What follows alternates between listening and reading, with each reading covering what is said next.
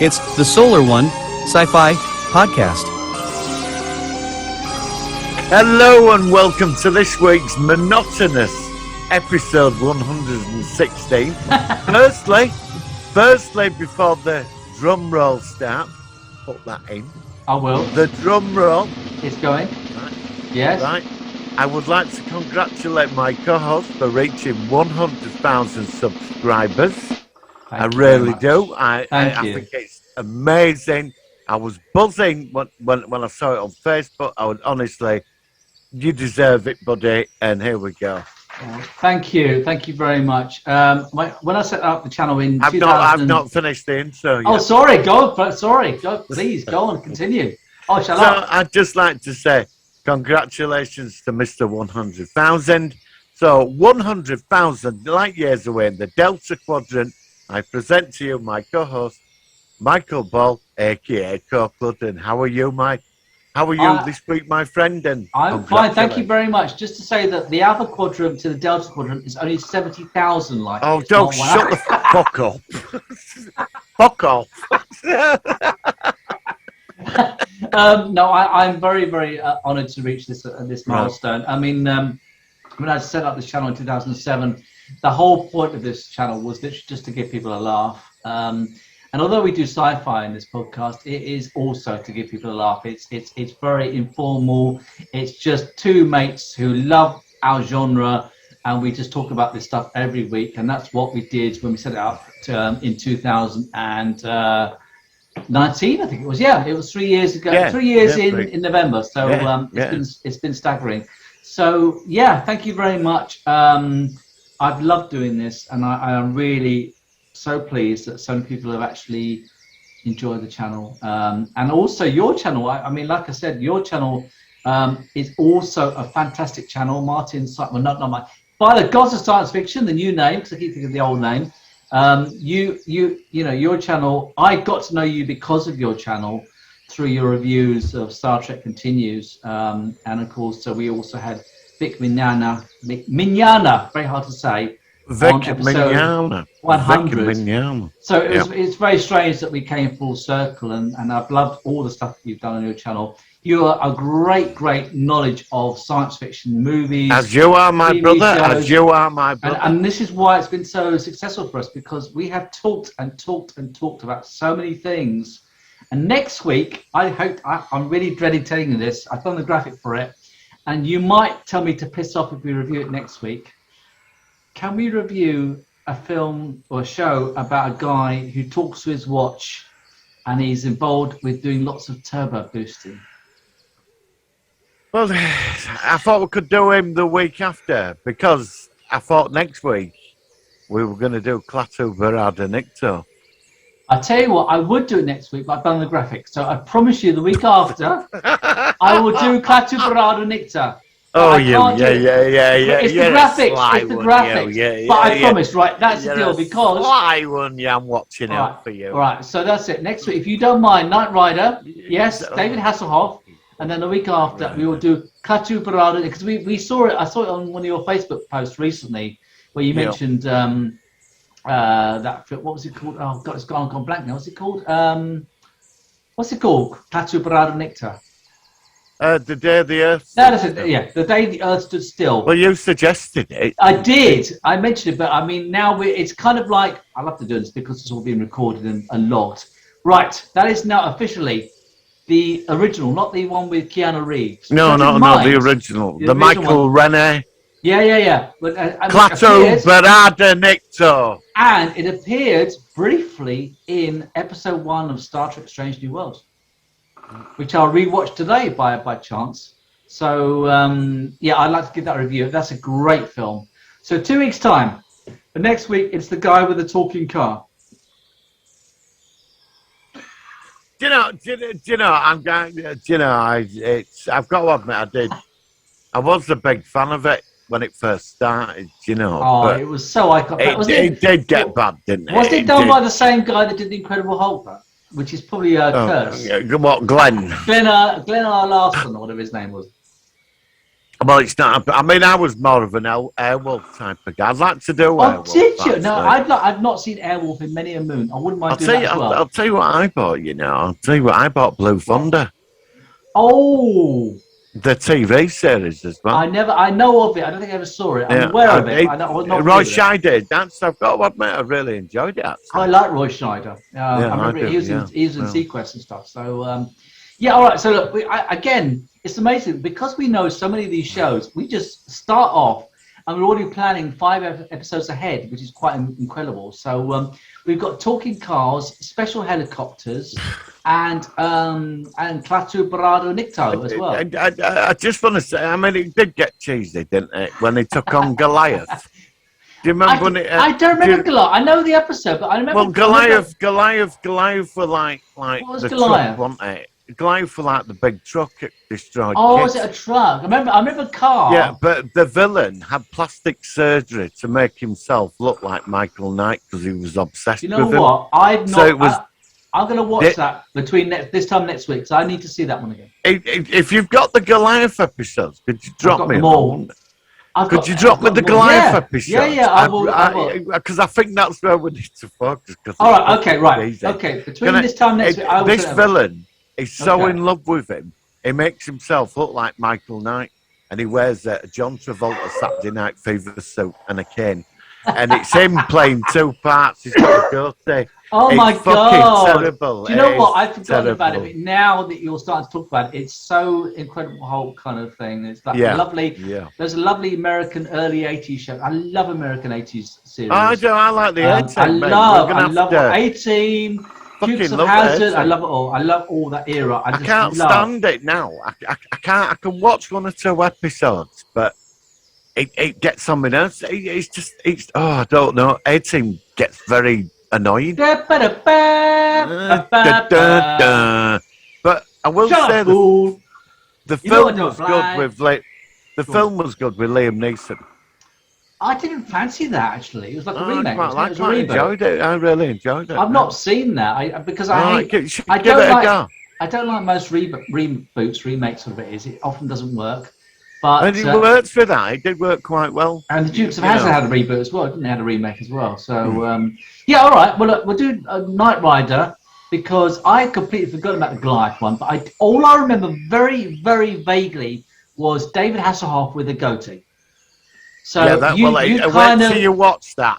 Yeah, I will watch that between this time next week, and because I saw the one with fucking Kits, ridiculous. That's when I just switched off. I remember that the actual the prototype, not Kit, it's called Car. Oh, Car, yeah. Eagle Robot. I remember that one, but I forgot all about Goliath. So I need to refresh my. So next week I've done all the graphics, and then the week after it'll be the one with Klaatu Barado Nikto. Do you want us to go into the focus, or do you want to talk about a bit of news first of all? How do you want to do it? I know that Orville's moving to Disney. Now, okay, let's go on the news, and then let's not do a jingle. Let's just go into the news because let's just keep it informed. That's actually I consider that a very good news because I personally think that Hulu will be its dying death. If it's I know nothing about Hulu. I know nothing about it. No, but it's obviously on there. It's been on Hulu, isn't it, in America at the moment? What is Hulu? Explain. Hulu isn't it like a streaming site, isn't it, in America? Is it like Netflix? It's like another version of Amazon or Disney Plus. Right. But I've heard that now, as you just said, that apparently the Orville is going to Disney, which would be a really positive thing because if it's popular over there, then Disney, because they've got rights in all these different things, should have an influence of potentially making a 4th season of the Orville. So whether that happens or not, I don't know. But I consider that a very positive aspect of the actual show, it continuing, because I think that on the Hulu thing, it probably lead to its dying death, I would have thought. So I fingers crossed. Now, I want to say at this point, I was very saddened, and I saw this on one of your posts on Facebook the other day. Oh, David Warner. David Warner, and I just wanted to say I was a huge fan. I actually watched a David Warner film yesterday, which I've never seen before, called Nightwing. I think it's called Nightwing. It was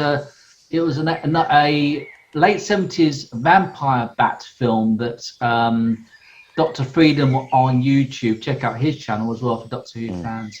He mentioned that, and I gave it a watch. And David Warner just excelled because it was set in like Arizona in America, and it was kind of like set on Native American reservations, and there was this these huge killer vampire bats who are going on this kind of breed. It was a bit of a cheesy movie, but David Warner was really, really good in the movie. And everything I've ever seen the actor in, apparently he was the nicest person you could ever possibly have met. Yeah. And everybody has been singing his praises. And I actually think in many ways he should have got a knighthood. He should have got an Oscar. Single thing, because everything I've seen in him, he excelled.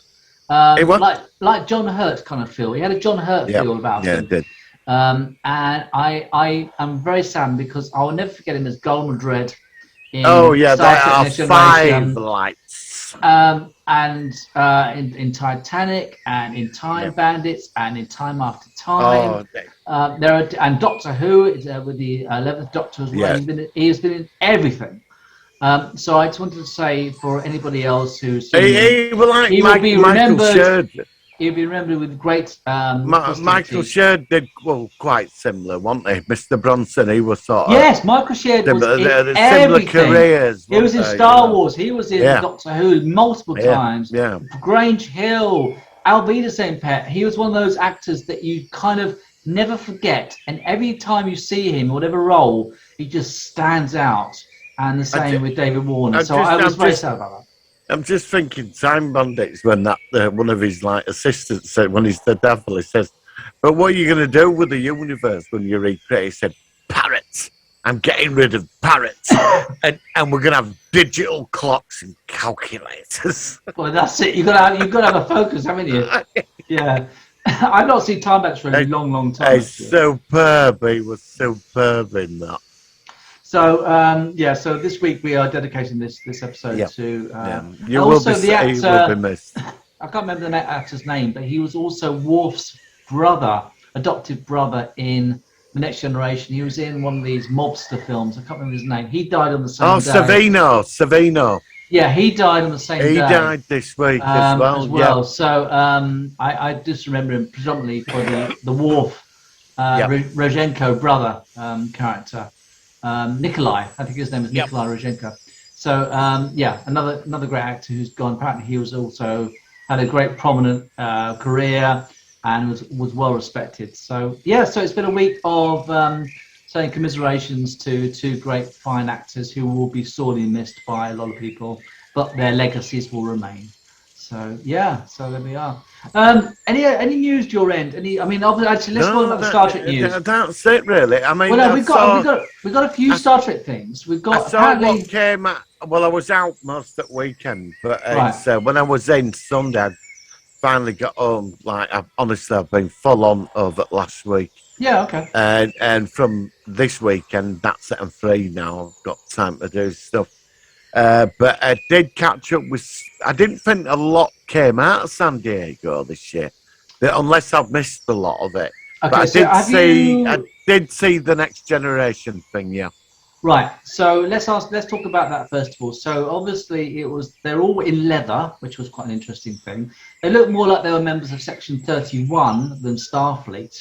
What did you think of this weird leather-clad Starfleet crew, Next Generation? I have to admit, it's nice. Right, firstly, it's nice to see them all back together, but I was more excited about seeing Worf than any. Yeah, we talked about this. I think I sent you a message or a couple of links. Yeah, I'm open. I'm quite. It's going to be nice to see him get a final run. I think this. I agree with you. This series is going to be a bloody masterpiece. It looks good. I'm cautiously optimistic. Seven's going to be a commander apparently of the starship. Apparently, I saw a picture of her in a uniform. Yeah, she was in the commander's, the new style, which looks like the Voyager uniforms, but sort of tweaked. Looks good. Apparently, we're going to see 2 Enterprises in this series. We're going to see apparently the Enterprise D saucer section is going to be recovered from Meridian 3. And they're going to be on the Enterprise D at some point. plus because they'll talk about walking on the carpets again. Plus, there's going to be another Enterprise, which will probably more likely be the Enterprise F, I would have thought. So we're going to see that. I think it's going to be a real. It sounds really positive, you know. So, but I'm not going to get my hopes up because, you know, it's very hit and miss with the new Star Treks. Talking about new Star Treks, you heard about the crossover between Star Trek Lower Decks and Strange New Worlds. I take it you heard about that? Yeah, I'd heard about that. Yeah. So they're going to be live action from the cartoon. Now, look, I have to say, now I've got a bit of a problem with animated stuff because I watched the animated or the CGI Star Wars series to get ready for the Mandalorian, Ahsoka, and all that stuff, and I thought they were good, but I can't remember a thing about them. Once I've seen them once, they don't stick in my head. So with Lower Decks, I've seen Lower Decks. I can see it's really good. I can see it's a sort of like a thumbs up to Star Trek fans. But I just don't. It's not something which is my thing. I'm a live action sort of guy. The only animated series I will potentially watch occasionally is The Simpsons. Is this going to be live action or animated? It's going to be. Apparently, it's going to be a live action crossover. So they're going to get a load of actors in to play the animated characters. Two of the main characters are going to be seen in live action, which will be a time travel aspect because they're a century apart.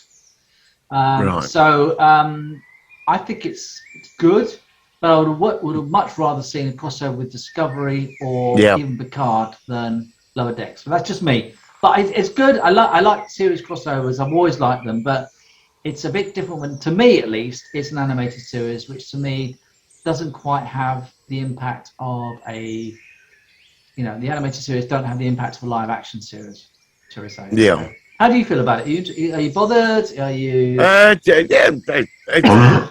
not that bothered really. I don't think I wanted to see an animated version of it. You know. That's what I'm. Going to be interesting, but over the last 10 years, we've had the multiple universe cross of franchises and. There's been a lot out there, I'm sort of used to it now. Yeah. At one time it was a big thing, let's cross over with them. But they're doing it all the time now. I remember the 90s crossovers because we had a lot. We had Bashir in an episode of Next Generation. We had the holographic Doctors creator Zimmerman in DS9. We had Geordie as an older Geordie in Voyager. I loved all those, but I was a bit... I don't know. I wasn't so. Well, they used to do it in '70s, didn't they? With Barnett Man and Barnett Woman. Yes. Yeah. There were certain things that crossed over. And I the Incredible Hulk. That never crossed over, really, did it? And you're not that. Sad there was a plan. I will say there was a plan to cross over the cheesy Spider-Man of the '70s with the Incredible cheesy Hulk. I remember you saying about that. It never happened. Thankfully, Spider-Man got cancelled, and it never happened. Yeah, I'm sorry. I apologise. I did that. That was very below the belt. No. You're entitled. I look at my washing line every morning and think of you. And do you put a £5 note on the washing line? I've been leaving a £5 note, and it's been disappearing.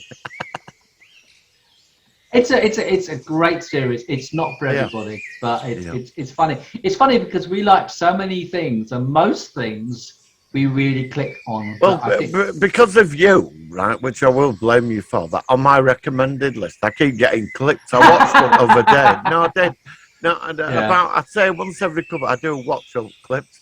I watched one where he was in a dojo taking on these people with wooden swords, and he was throwing them about everywhere. And then he just ran off.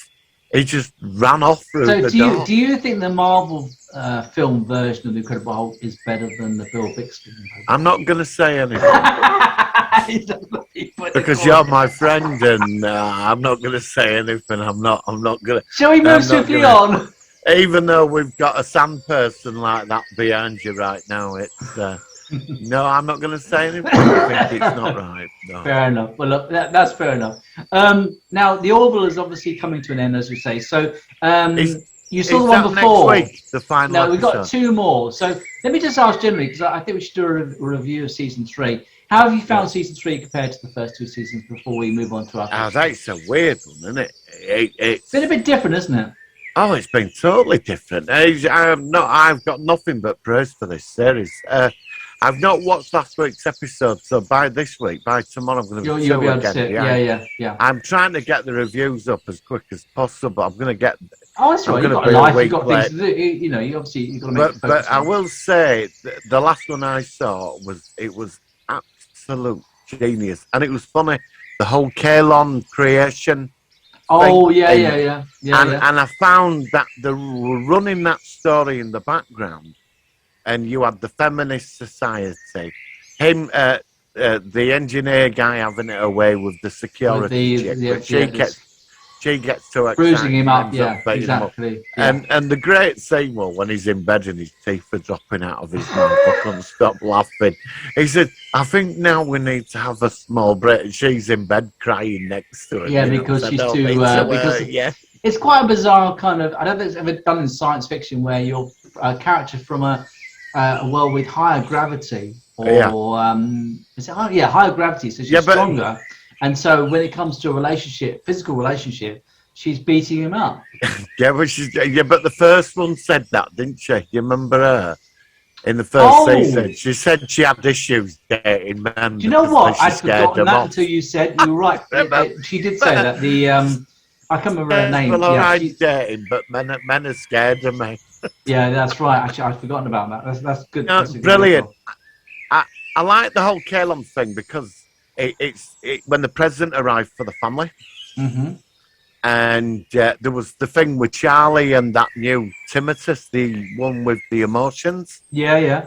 And and then we kept going back to this family and this robot, and then we went to this corporation on that planet saying they're all becoming self-aware, and chairman knew. He said, we'll just put these clamps in it, punishes them. Yeah. And it did show you the cruelty. There were that Kalon and them kids just switching it on and off and hurting him and all that. It was so vindictive, and it showed you that they were abusing a life form for their entertainment. Yeah, and all right, you can't justify the genocide, but what they did, what everybody were doing to them, because they were evolving.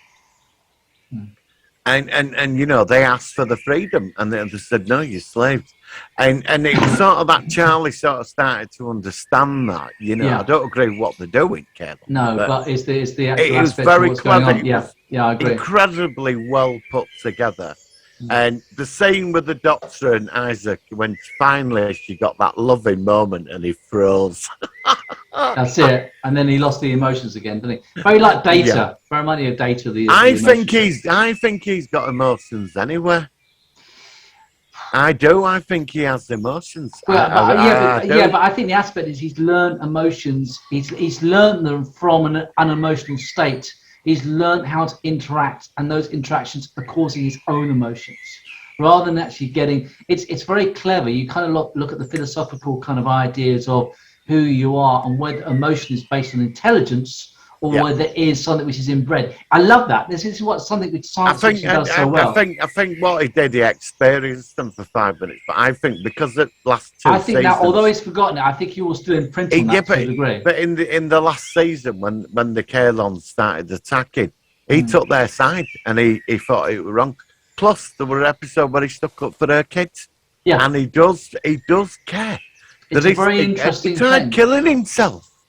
So he tried terminating himself. That was the most that made him do that. But do you think it's growing? It's going to grow. It's going to grow. But we've got 2 more episodes to go. So do you think that the actual season will be wrapped up potentially for the end of a series, or do you think it will be left open as if they were thinking that season 4 was going to be made? If it's going to Disney, there's going to be season 4. But when they made it, they might not have known it was going to Disney. No, but they did say it depends on the fan reaction. That reminds me, because the Stargate season 5, I think it was, when it finished, it didn't know it was going to get renewed, and it kind of finished on a sort of like a open thing with Skara coming back, and then it came back. Today is the 25th anniversary of Stargate SG-1 starting.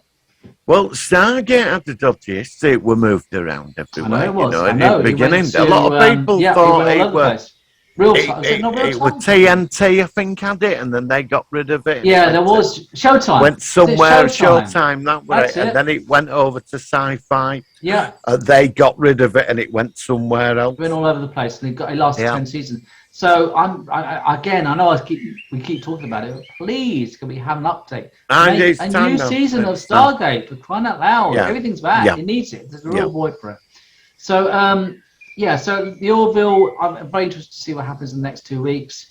I think personally, season 2 has been my favourite so far in compared to the 3 seasons. But no, this one has been mine. Yeah, fair enough. Like I said, but let's see. I mean, like I said, it's been a good. I think there's gonna, if it's going to Disney, there's gonna be a 4th season. They're gonna find it. But that was only announced today. So I thought Hulu would have had this as a flagship program. I can't.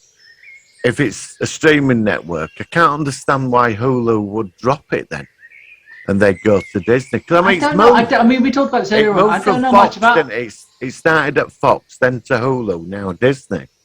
Yeah, I mean, I don't know. I mean, we talked about this earlier on. I don't know much about Hulu as a streaming site. I don't know how they work. So I don't know how big they are, how much power they have in respect of the actual show itself with Seth MacFarlane. I don't know. But if Disney are involved, then that's going to give them a lot more potential stability for at least another season. So a bit like Amazon saving The Expanse when that was renewed after, I think, 3 seasons. It got renewed by Amazon, and before that it was going to go. So, fingers crossed.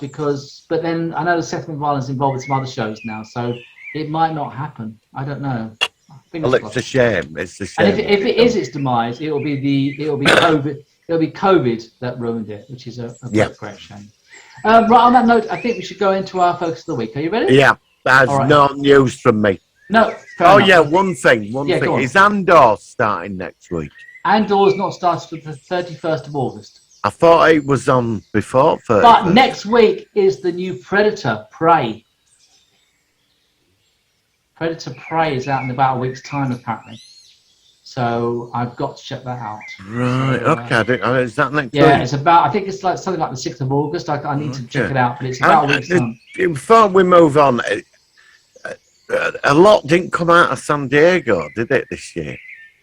What did we hear? What else? I mean, obviously we've talked about some stuff already, but anything? Well, I know there's been some Marvel stuff, but other stuff. There haven't been any big splashes of anything, have there, really? Nothing major, nothing huge. No, there's a few things, like some other stuff, but nothing. Yeah.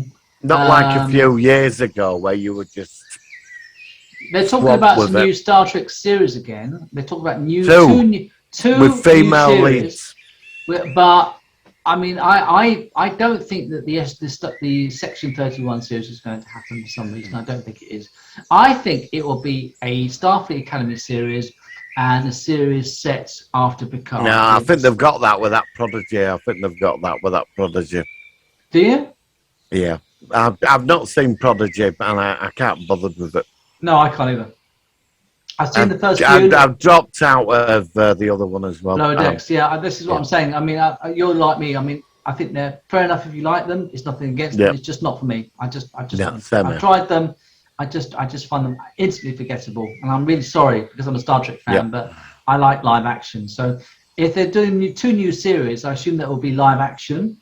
And I don't know. Hopefully we'll get some Section 31 should just be kept within the stories. I'm not bothered about Section 31. I don't think it's strong enough to make its own series. I just don't think it'll work. The Academy series has been talked about for years, decades, since Harv Bennett in the 80s. So I've got a feeling that might happen, but who knows? Right, let's go into our focus of the week. Here we go. It's the Solar Sci-Fi Focus of the Week.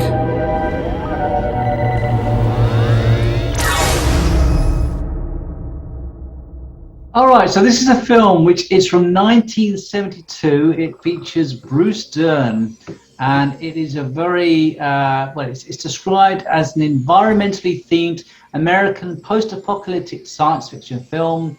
and it's the directorial debut of Douglas Trumbull and stars Bruce Dern.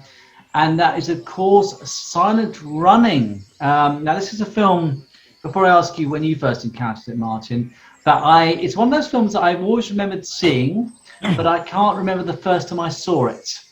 And it is obviously a very positive aspect in acknowledging environmental dangers, pollution, things like that. And when I think about this film, I do think of it as a strong parallel as Soylent Green, which I think was made in a similar period. Okay, let's ask you, Martin, how did you come across this movie? Did you like it? Were you struck by it? Go on, how do you think about it? When my parents divorced, I used to go stay at my dad's at weekend. Right. And when he wasn't going out with his many lady friends, when I was there at the weekend, I stayed in. I remember staying in. It was on the BBC. It must have been its first time on the BBC, like a premiere. Probably in the mid-70s then, I would have thought that. I'd say about 75 might have been. Yeah, that's what I was thinking. The cut used to come on telly about 3 years after it was on the cinema, it would be on the BBC. So I saw it. Well, I watched it with my dad. I was crying, and I loved the robots. And it was a sad film, but I was a kid. My dad sort of knew a message of that I was a kid, and then I came across it in my teens, and I totally got what the film was about. Yeah, absolutely. And it blew me away. And I have reviewed Silent Running, and I did a lot of research into it, and what I found out blew me away. Tell me what did you discover about it? Well, the robots, there were paraplegics inside them. I was wondering about the actors who played them, actually, because obviously they were very, very small. Okay. And I know I think they had 3 actors involved with that. They had three of them did it, yeah. And I know that one of the robots was slightly bigger, and they had a sort of bottom bit, but I assume that one of the paraplegics was slightly larger. Yeah, if you go on YouTube, honestly, it's fascinating, because what happened was, I bought the special edition Blu-ray version. Right. I came across it in Computer Exchange, and there were 2 discs.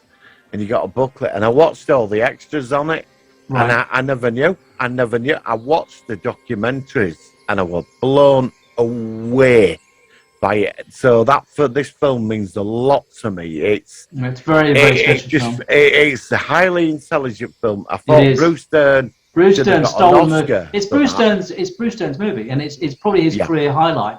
I saw him. I think that's what broke him through. I know he did the westerns with John Wayne as like a villain in one film, but this made him a star. He was also in The Burbs, which also featured Carrie Fisher, but I only know him apart from reading The Burbs as being in Silent Running. I don't think he had a very prominent career obviously Laura Dern. His sister, Jurassic Park. She's his daughter. I assumed. I might be wrong. I thought she was his sister. I don't know. It could be his sister. I know that they're related. I assumed that Laura Dern was his sister, but you might be right. His daughter, rather. But he might be right. I don't know about that. I can't find out. But yeah, obviously they're related. So obviously, again, like Soylent Green, it has a great parallel on the potential pitfalls of irresponsibility of the planet. And in this film, for some reason, which I've never been quite sure why, they decided to have a number of relatively sized forests off the planet, completely isolated from Earth's dangers, I assume. Well, it was a government-financed experiment with a corporation. So it was like a scientific experiment, is what we're saying. Yeah, because they wiped everything. Everybody were living in concrete buildings and. Do you wish you'd seen a bit of the actual Earth itself to actually get some more? It would have been nice to see. That's one thing I think it might have needed, just 1 or 2 shots of Earth as like a concrete nightmare. Yep. Where there's not one tree, and it's literally just every single place is paving stones. And that's all. Not a tree. It was all that was left there. It was just technology. They were created. There were no. What did he say? There were no soul or life. Yeah. Something like that. Yeah.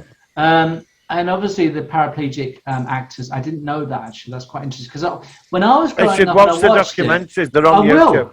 I actually, for some reason, I thought it was children who were playing the actual. No, I did. But I did because years. they were so tiny but the actors who played Huey, Louie, and Dewey, they played them very, very well. Yeah, very well visualized in the actual film, and I think that's one of the aspects were the robots.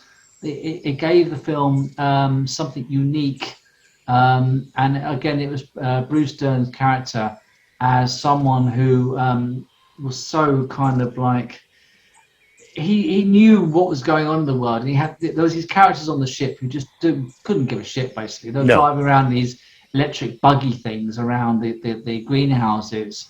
And of course, eventually he kills them off, and then he decides to go it alone. I think it's around Saturn, isn't it? I think Saturn was the planet that was nearby.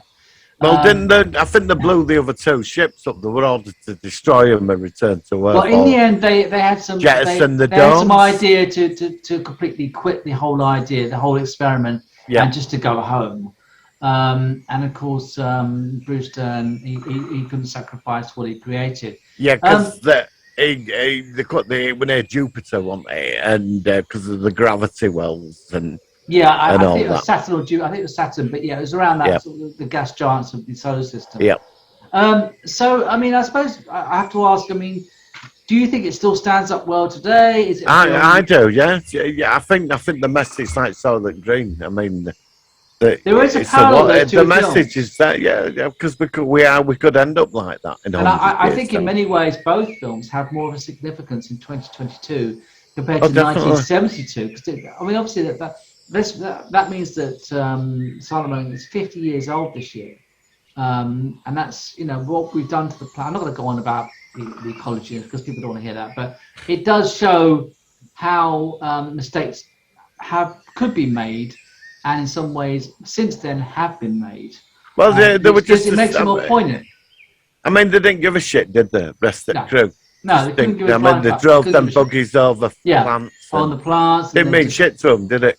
No, they couldn't care less. And it is annoying. I mean, we're getting in it. When I watched it the other year, when I reviewed it, when I sat down, I put it on. Yeah, I watched it last week. And the music, like the opening soundtrack, is really quite powerful. Very, very powerful. Yeah, very poignant. And when they were driving all over plants and just kicking, and he were there all passionate about it, I was getting very annoyed with them.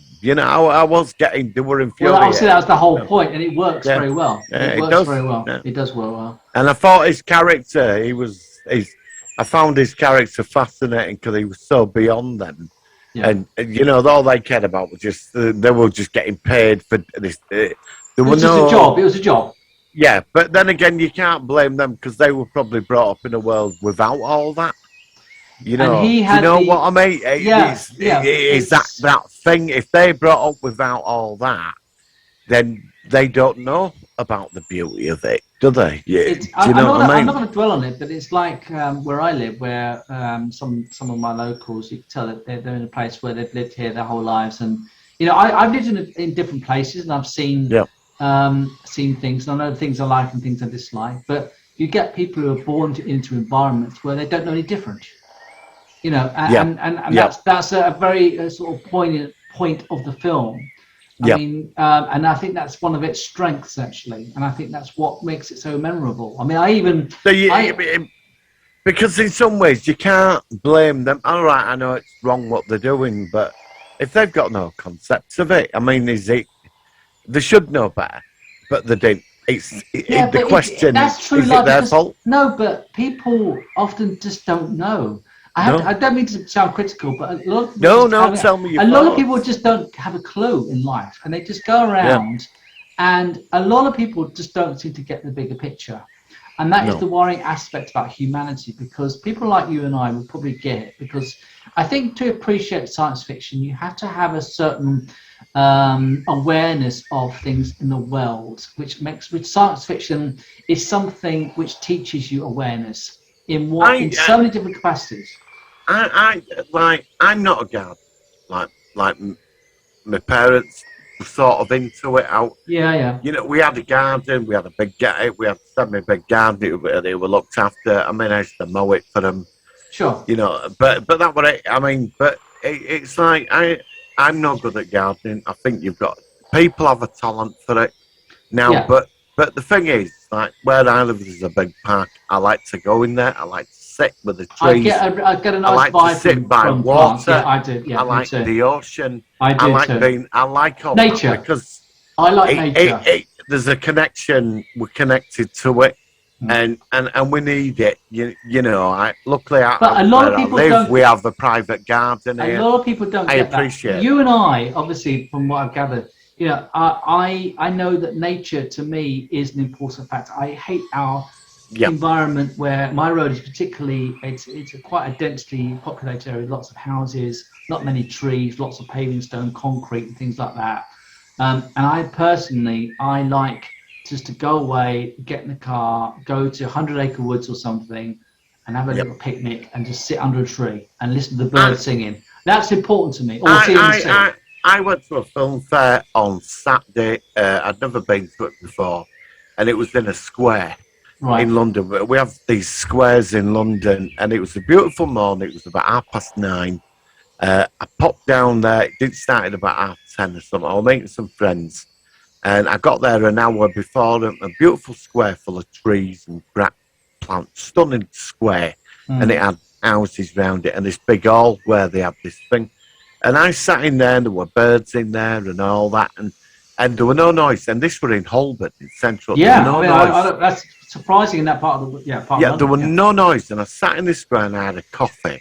And I was there for an hour. And I appreciated where I was. Yeah, I get that every time I go to either forest or the sea. So simple. Yeah, it was so simple. It's the simplicity of it, which is so. Yeah. There's no people shouting. There's no car horns or car sounds. Nothing. It's just nature, and it's the world. It's the sky or trees. Yeah. And to me, I love that. That's what this film is about. Yeah, that's why I think that's why it still stands out, because it's important. You appreciate nature and how important it is, and to appreciate it and enjoy it when you can. A lot of people just don't see it. They just don't get it, and they just want to have like you know, some of my neighbours, they got rid of all their gardens with regards to trees, and they've got just literally concrete or plastic grass, and to me, I like the nature interaction, like foxes and robins and birds and butter. I know it sounds a bit cheesy, but I like nature. I mean, we've got a tree in our garden, we've got nature, and also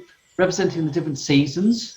And a lot of people, they don't care. They'd rather have just plastic grass and stuff. And it's again, it's down to the individual. I do appreciate that, but for me, it resonates to me with the fact that although I like technology, I also like nature and its innocence and its natural. Do you know, there's one part, when I go to Eastbourne, like in the summer, like you go to the front in the summer between 5 and 9 o'clock, and you just sit on the front. They've got this path just before the pebbled beach, right? And you sit there and have a coffee or something. You sit there for about 2-3 hours. Yeah. Just sit there, and you just feel this calmness, don't you? And everybody's calm. They're either skating down this path or they're walking, and everybody says hello to you. But in the background, you've got the breeze and the ocean. And do you know something? It costs nothing, that. And that, when you go back to where you live in the big city, it de-stresses you. It takes it all out of you. You know, and that's what this film is about. The thing is, where I am, it's interesting for me because I live in Portsmouth, UK, and it's a very heavily populated city. Yeah. And I talked to a friend at work recently about this, and he said that one of the main benefits of living here is that you can drive down and look at the sea. Yeah. And you can just literally get out of the van or get out of the car, walk up to the beach, and you're there. You can sit down there, you can hear the waves, you can hear the seagulls, and you can just feel so calm. And so it's something about the same with, like I said, with woodlands, forests. To me, obviously, I didn't realize about you, but it sounds like what I've discovered with you today is that you feel the same way. A serenity of that environment, either sea or woodlands or forests. to me is very important. I love we need it. We need it, and he's telling you in that film we need. And which is going back to the film, which is what makes the film so I've got a friend. He's got he's obsessed gardener, which I want to be around. Yeah, I'm not into gardening too much, but yeah. But he is, and he's grown. His garden is like a garden of Eden. Honestly, he grows everything. So he knows exactly what he's doing. But he knows what he's doing, and I admire him for it. But when I go around, he's got a nice little table in his garden, and you sit outside. Do you know something? In that little paradise he's created for himself, it's amazing. And he shows me his tomatoes, and he's right proud. He's grown them himself. You know, he grows everything, and not just in the summer. It's stuff that grows. Yeah, well, you can work out all year round stuff you can focus on. You know, and you know, he knows what he's doing, and I said to him, I can't. You know, I'm not very good at it. I wish I could. I know I'm not very good at it myself. But I can't get into it. I've tried. You know, I mean, we always grow sunflowers for some reason in our garden. Yeah. But most stuff I don't grow. I just forget about it, and it's a shame. It's just I like nature, but I'm not very good at nurturing nature, if that's the correct term. But he is. But I do appreciate people who like that, because he does, have a certain way of thinking. You know, I admire him for it, because like when Bruce Dern is putting plants, flowers into that garden, and the care, and he's putting the roots, and he really gets into it, doesn't he? Yeah. And you are creating life. You're looking after something. You're growing it, and I can see like it's more. I think you get the achievement of it. I think you get almost like a symbiotic feeling towards. I think nature. it's reward. It's reward. It's something about you. It's a reward. You get something from it to see stuff which is grown. And them other crew members didn't have that. No. And that was that's what I'm saying. Beauty of the that's film. the clever thing, that a lot of people just don't get it. They just like, but what do I want that for? I want plastic glass, I want a plastic shed. But people like you and me, even if we're not the masters of growing stuff, we can appreciate it. And I think that to me is. But I mean, going back to the film, I do think it was. I mean, I did a 3D. I've shown this. I 3D printed this a while ago. But it's my own way. It's Stewie. It's not Huey, Louie, and Dewey. And I painted it purple, and I did this a while ago. It's not perfect, but it's quite fun. But you know, I've always loved this film. Did you find that when I was a kid, obviously I loved the robots, but when I got older and I saw it, like, you know, now, did you not find that each one of the robots sort of had a personality? Yeah, well, one of them we lost. There was something about them. We had the bigger one and the really small one, and of course, in the end, the really small one is the one that survived. But I think that one of the strengths of the movie is actually those three little robots. And they don't talk, they just make a few sort of beeping noises, a bit like R2-D2. Didn't one of them get sucked into outer space? One of them, I can't remember Hulu and Dewey, but one of them does end up being sucked outside of a space anomaly or something. And we have two left, and then I don't know what happened to the second one. I'm not sure. I think one of them loses it's one of its arms, but I don't know how it dies. But it's just one of them. The really small one is the one that survives at the end. I should know that. I've only just seen it, but I can't remember. I thought the end of the film was beautiful. Well, we've got to do the watering can.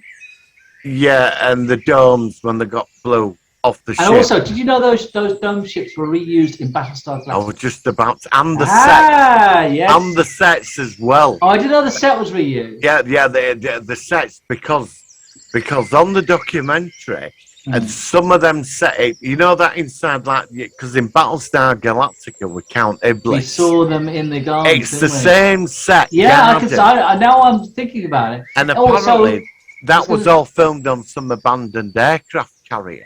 Really? Because it would have been a few years later. Because they used them sets and then they kept them somewhere for a few years. Loads of stuff. Yeah. Because it was a few years later that Battlestar Galactica was made. It was made in 1977. And they've been used in other stuff as well.